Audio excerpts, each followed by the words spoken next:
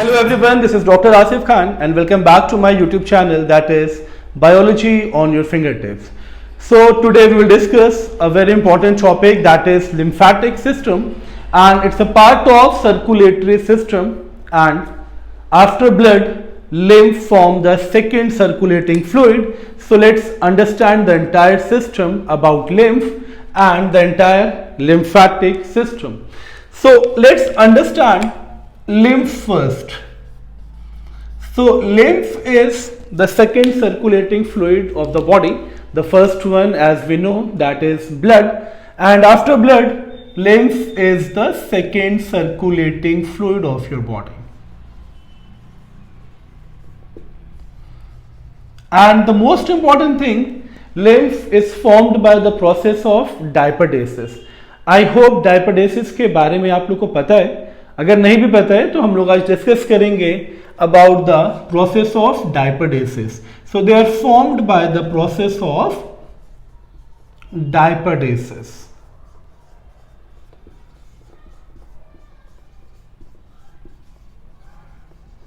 One more important difference from the blood and the lymph, that lymph flow is unidirectional. Unidirectional means from the tissue to heart. In blood, the blood flows from tissue to heart and from heart to lungs. But lymph में ऐसा नहीं है. There is only a unidirectional flow from the tissue to the heart. So unidirectional flow from tissue to heart. Okay, lymph lungs तक travel नहीं करता है. Lymph की एक और प्रॉपर्टी है, ये वो फंक्शन परफॉर्म कर सकता है जो ब्लड परफॉर्म करता है, but lymph do not contain any blood cell. इसमें अगर ब्लड सेल्स हैं भी तो they are very minute, but they are not sufficient और they are not capable to perform any vital functions. Okay, तो blood cells को absent लिखना सही नहीं रहेगा. Blood cells are very little or very small in amount. Okay, and lymph contain less plasma protein. ये सारी चीजें हम लोग समझेंगे कि डायपेरेसिस प्रोसेस क्या है, unidirectional flow from the tissue to the heart, and why the blood cells are very much little, और यू कैन से कि they are absent in the lymph, and lymph contain very less amount of plasma protein.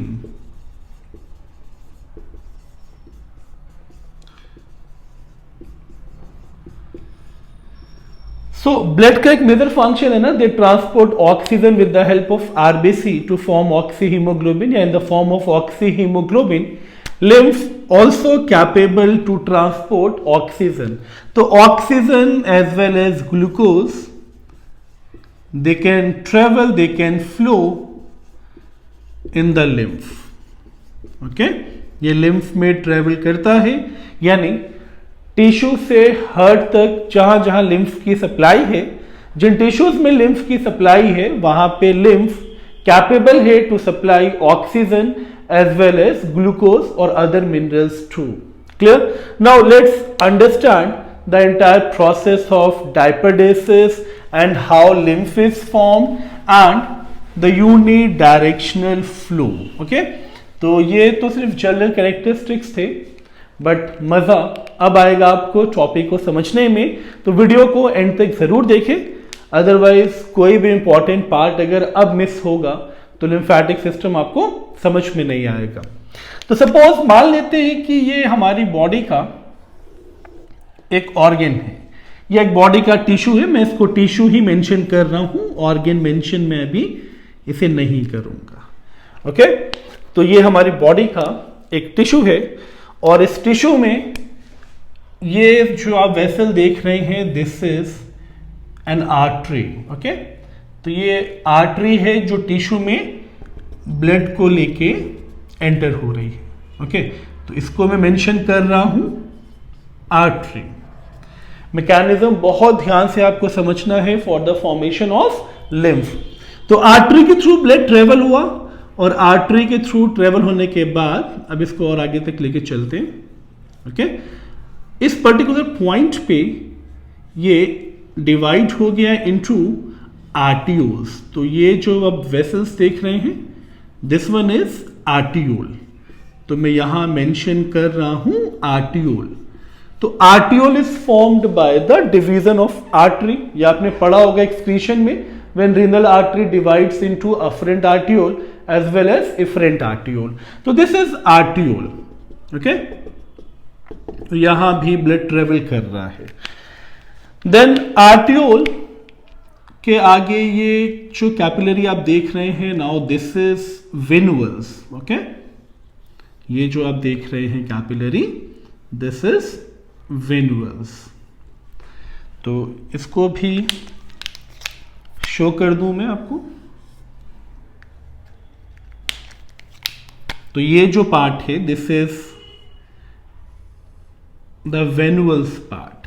Okay, तो ये venules and venules unite to form veins. तो ये जो part आप देख रहे हैं, this is the vein part.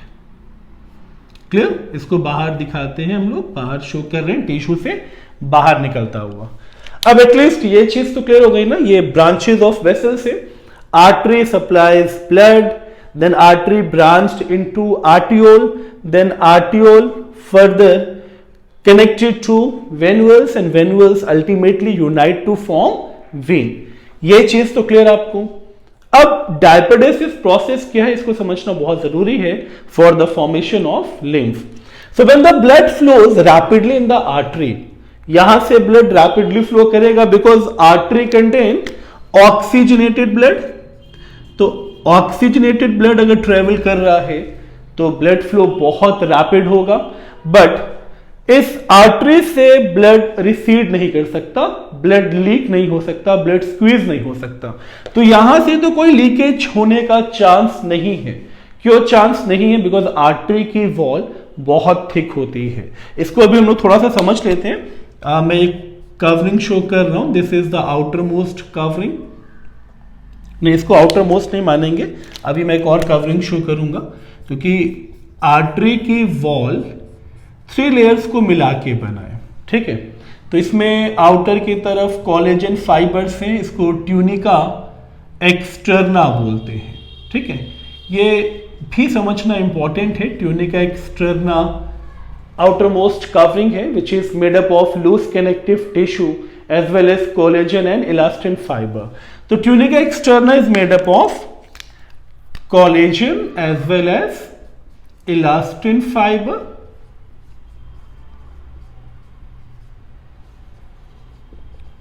and apart from collagen and elastin fiber, it also contain loose connective tissue।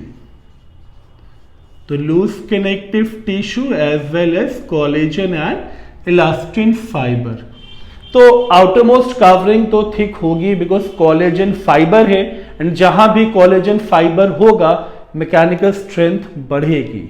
तो ये प्रिवेंट भी करता है आर्टरी को फ्रॉम अनड्यू एक्सपेंशन, बहुत ज्यादा एक्सपैंड भी ना हो, एक एंकरेज प्रोवाइड करना, एक सपोर्ट प्रोवाइड करना। This is the function of tunica externa. अब ट्यूनिका एक्सटर्ना के नीचे जो मैंने ब्लू से मार्क किया है, this is the middle layer and the middle layer is known as tunica media. Okay, तो मिडिल है तो tunica media, and tunica media the second covering, it is made up of smooth muscles। ठीक है, तो ये भी आपको याद रखना है, स्मूथ मसल्स की ही contraction and relaxation pressure buildup करती है for the flow of blood as well as for the flow of lymph. But हम लोग अभी आर्टरीज की बात कर रहे हैं, तो आर्टरीज को ही हम लोग टारगेट करेंगे।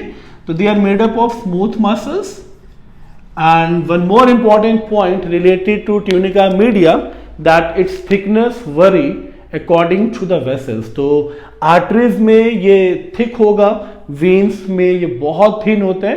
तो ये चीज आपको याद रखनी है। वेसल्स में ये मेजर क्राइटेरिया है to differentiate between number of blood vessels.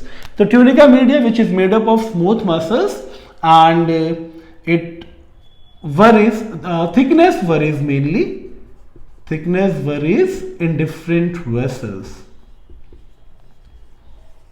Clear ना?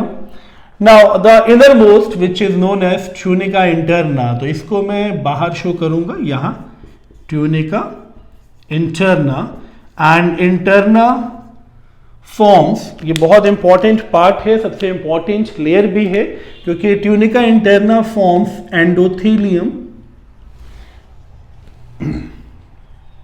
So this is endothelium, and endothelium is lined by squamous epithelium. Okay, so tunica interna forms endothelium, and that endothelium is formed by squamous epithelium. It's a tissue which helps in easy flow for the blood as well as for the lymph. Yeah, it provides smooth passage for the flow of blood as well as for the lymph. तो squamous epithelium forms the endothelium, and इसके बाद आ जाता है lumen. अब एक चीज तो clear है ना कि आर्टरीज के ऊपर इतना सारा कवरिंग लगा हुआ है, तो यहां से तब सेम चीज, ऐसा नहीं कि एक ही डायरेक्शन में है, सेम चीज यहां पे भी होगी. ठीक है, तो मैं इसको ऑलरेडी मेंशन कर चुका हूं, इसलिए मैं यहां पे इसको मेंशन नहीं करूंगा, बट फिर भी मैं ड्रॉ कर दूं, अदरवाइज आप लोग कंफ्यूज हो जाएंगे कि एक ही तरफ क्यों शो की है मैंने. चलिए, अब ये तो हो गया आर्टरीज का कंपोजिशन. तो ये अंडरस्टूड है कि ये कंपोजिशन की वजह से वॉल इतना थिक होगा कि इससे तो फ्लूइड रिसीड होने का चांस नहीं है. बट जैसे ही आर्टरी ब्रांच्ड होगी इनटू आर्टियोल, आर्टियोल पे पोर्स प्रेजेंट होते हैं. पोर्स को हम लोग फिनिस्ट्रा बोलते हैं, ये आपने एक्सक्रीशन में पढ़ा होगा. तो arteries contain, not arteries, arteriole contain pores, that is known as fenestra. तो these pores are known as fenestra. अब इस पोर्स के थ्रू क्या होगा? इस पोर्स के थ्रू प्लाज्मा रिसीड होना स्टार्ट हो जाएगा. तो ये प्लाज्मा रिसीड होना स्टार्ट हो जाएगा. ओके, बट ये पोर्स इतने माइन्यूट हैं कि ना तो कोई ब्लड कॉर्पोसेल्स पास होंगे, ना प्लाज्मा प्रोटीन पास होंगे, because proteins are large molecule, blood cells are larger in size as comparatively to hole, तो दे फेल्स टू रिसीड. हाँ, but some amount of broken product of plasma protein या small plasma proteins can enter through the pores of arterioles. तो यहां पे ये सारा fluid आके collect हो जाएगा. ठीक है, अब ये जो पूरा फ्लूइड, मैं इसको पूरा फिल कर रहा हूं, ये जो पूरा फ्लूइड है, this fluid is known as tissue fluid. मैं फिर से रिपीट कर रहा हूं, when the blood flows through the artery, then artery branched into arteriole, and from arteriole some plasma along with lymphocytes, क्योंकि lymphocytes पास हो जाता है, आरबीसीज, प्लेटलेट्स ये पास नहीं होंगे, प्लाज्मा प्रोटीन पास नहीं होगा. तो this process is known as diapedesis. Okay, तो ये जो प्रोसेस है, दिस प्रोसेस, ये जो रिसीडिंग आप देख रहे हैं, मैं इसको और डार्क कर दूं, this process is known as diapedesis. And what is diapedesis? Very simple, squeezing of plasma along with lymphocyte. तो diapedesis is squeezing of plasma and lymphocytes. तो प्लाज्मा एंड लिम्फोसाइट स्क्वीज होके यहां पे कलेक्ट होते चले जा रहे हैं, and this fluid is known as tissue fluid. ये चीज क्लियर? तो टिश्यू फ्लूइड का फॉर्मेशन कैसे हुआ? By the process of diapedesis. Diapedesis का मतलब क्या है? Squeezing of plasma and lymphocyte from the arteriole और फ्रॉम द कैपिलरीज. ये जो चीज रिसीड हुई है, तो जिस स्पेस पे ये कलेक्टेड है, ये जो एम्प्टी स्पेस, क्योंकि फिल तो तब हुआ ना जब डायपाडेसिस हुआ, पहले तो ये एम्प्टी रहा होगा. तो this empty spaces are known as interstitial space और टिश्यू स्पेस. तो टिश्यू स्पेस की वजह से इसको टिश्यू फ्लूइड या इंटरस्टिशियल फ्लूइड भी कहते हैं, और इसी फ्लूइड को लिम्फ कहा जाता है.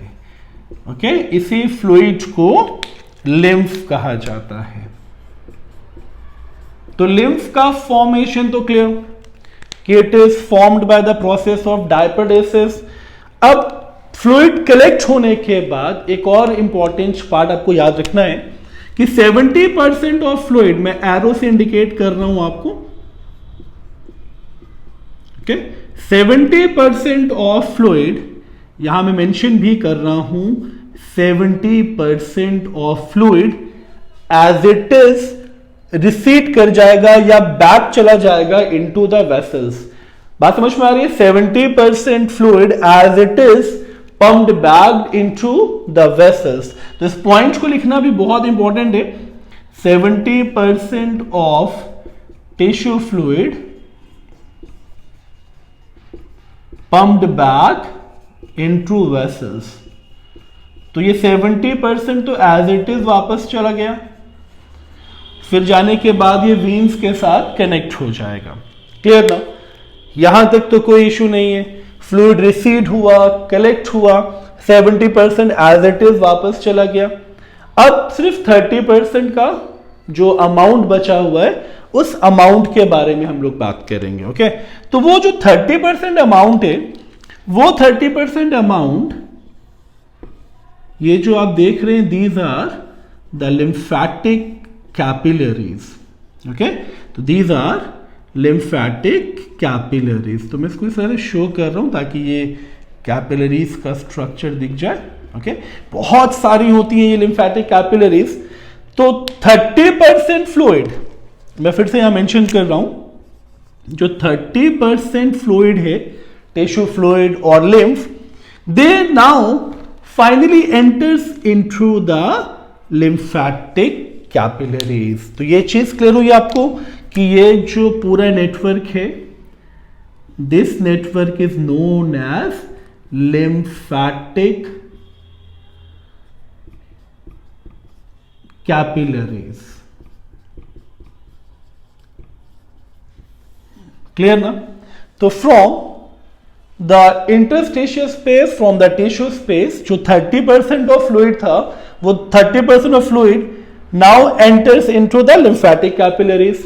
अब ये लिम्फेटिक कैपिलरीज के थ्रू आगे आएगा और आगे आने के बाद all the lymphatic capillaries unite to form lymphatic vessels. Okay, तो ये जो बाहर आप देख रहे हैं, दिस इज लिम्फेटिक वेसल। तो this is lymphatic vessels which are formed by the union of lymphatic capillaries। ठीक है, यहां तक तो आपको कॉन्सेप्ट क्लियर है। Fluid recedes by the process of diaperesis, gets collected into the tissue space, that's why it is known as tissue fluid or interstitial fluid, and this fluid is termed as lymph because when it squeezes out from the vessels, only plasma and lymphocytes squeezes out। इसमें plasma proteins तो हैं but बहुत कम है, तो they are not capable to perform such functions, जो functions वो blood के लिए परफॉर्म करता है। अब जो फ्लूइड कलेक्ट हुआ है यहाँ पे, इसमें 70% तो एज इट इज चला जाएगा, क्योंकि मैं ऑलरेडी बता चुका हूं इन वेसल्स के पास लार्ज पोर्स या लार्ज ओपनिंग्स हैं, तो 70% तो एज इट इज वापस चला जाएगा। 30% जो बचा है वो एंटर करेगा लिम्फेटिक कैपिलरीज में, एंड लिम्फेटिक कैपिलरी से फाइनली ये लिम्फेटिक वेसल्स में। यहां तक तो क्लियर। अब हम लोग आगे चलेंगे लिम्फेटिक वेसल से वीन की तरफ।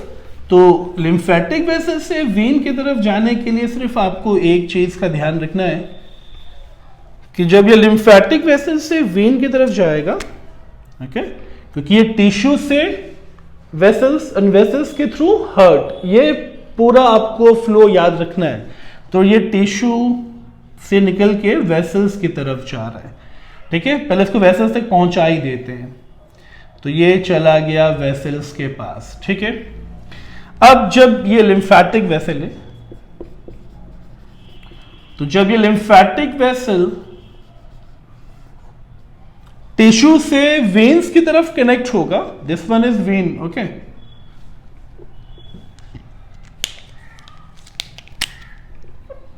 This one is when. तो इससे जब कनेक्ट होगा तो इस पर्टिकुलर पॉइंट पे जितने भी लिम्फेटिक वेसल्स हैं, ये सब में कॉमन है ठीक है, ये जो पार्ट आप देख रहे हैं, this is known as lymph node. Okay, तो this is known as lymph node and their function is very important. It mainly checks the growth of pathogens. In short, जितने भी pathogens इस fluid के through lymphatic capillaries से lymphatic vessels में enter हुए हैं, वो अब lymph nodes के थ्रू killed होंगे, क्योंकि lymph node में lymphocytes are very active. That's why lymph node checks the growth of pathogen. तो ये फिल्टर का भी काम कर रहा है, लिम्फ नोड फिल्टर का काम कर रहा है, पैथोजेंस को रिमूव कर रहा है, एंड फाइनली ये फ्लूइड ट्रेवल करते हुए पहुंच जाएगा वेन्स के पास. ओके, एंड वेन्स के पास पहुंचने के बाद from veins it reaches to heart. Clear ना? तो this is a small and very important lymphatic system which starts from the diapedesis, then the fluid enters into lymphatic capillaries to lymphatic vessels, and from lymphatic vessels to lymph node, and from lymph node to vein, and from vein to heart for further oxygenation, जैसा कि blood के साथ भी है, but the flow is unidirectional क्योंकि ये एक ही direction में जाएगा from tissue to heart. Clear? So I hope ये छोटी सी वीडियो आपको पसंद आई होगी अबाउट द लिम्फेटिक सिस्टम. जो लोग चैनल पे न्यू हैं, kindly subscribe my channel for more related videos. And yes, if you have any doubt regarding this topic, kindly mention in the comment section. Thank you so much for giving your time.